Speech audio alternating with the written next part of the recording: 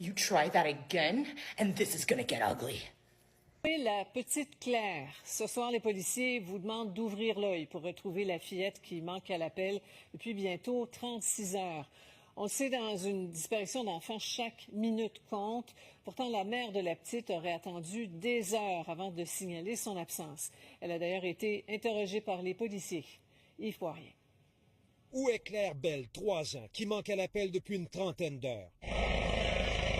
Des recherches intensives sont menées sur le terrain.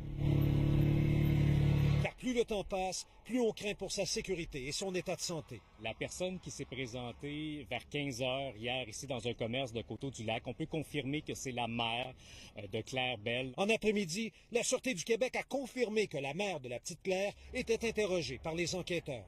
Je porte votre attention sur ce véhicule, un Ford Escape gris 2007, immatriculé K50FVE.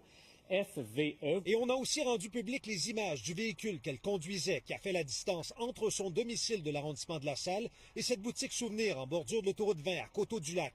La mère de Claire Bell a stationné son Ford Escape gris de façon approximative devant le commerce pour finalement signaler sa disparition à l'intérieur à un employé. Elle aurait déclaré avoir perdu l'enfant et ignoré où elle se trouve. La SQ refuse de parler de l'état de santé mentale de la mère. Il y a à l'arrière un autocollant indiquant « Baby on board ». Donc, on demande aux gens si vous avez vu ce véhicule-là entre 9h45 et 15h hier circuler dans la région ici. On vous demande de contacter la centrale de l'information criminelle de la Sûreté du Québec. Il y a d'autres scènes d'intérêt. North Lancaster dans l'Est ontarien, où la mère aurait déjà eu des liens familiaux. Et ici, à sa résidence du boulevard Newman, où elle a été aperçue pour la dernière fois dimanche matin vers 9h45. Mais il y a vraiment des caméras de surveillance ici, sur le côté du stationnement. Les policiers ont cogné systématiquement à toutes les portes des 15 étages. Les 150 appartements ont été fouillés de fond en comble. Qui ont vraiment validé l'identité de toutes les personnes résidentes, puis ont fouillé tout dans l'appartement. L'appel au public devient extrêmement important. Ce véhicule-là, s'il est observé, peu importe où, peu importe quelle trace, indice les gens peuvent donner. Notons qu'il n'y a pas eu d'alerte Amber parce que les critères, comme l'enlèvement, ne sont pas remplis. Je pense que c'était probablement la bonne approche. Tout ce qui est le déclenchement médiatique a fait en sorte que beaucoup de personnes ont été au courant. Et Yves, le chien qui a disparu en même temps que la fillette aurait été trouvée morte.